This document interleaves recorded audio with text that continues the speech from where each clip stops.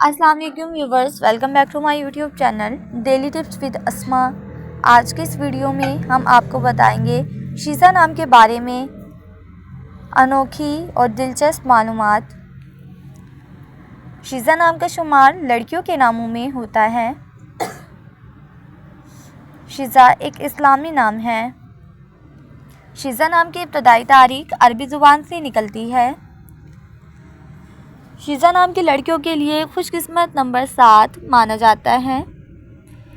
माहिरीन के मुताबिक शीज़ा नाम की लड़कियां बहुत तेज़ होती हैं। शीज़ा नाम का मतलब है रोशन और नूर।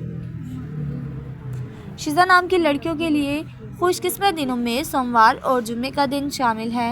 शीज़ा नाम के अफराद के लिए मुवाफिक रंगों में नीला और सब्ज़ रंग शामिल है। शीज़ा नाम के अफराद के लिए मुवाफिक पत्थरों में मरकत पत्थर शामिल है।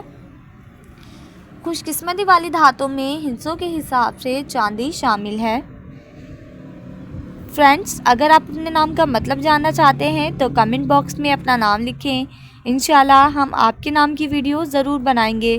Thanks for watching.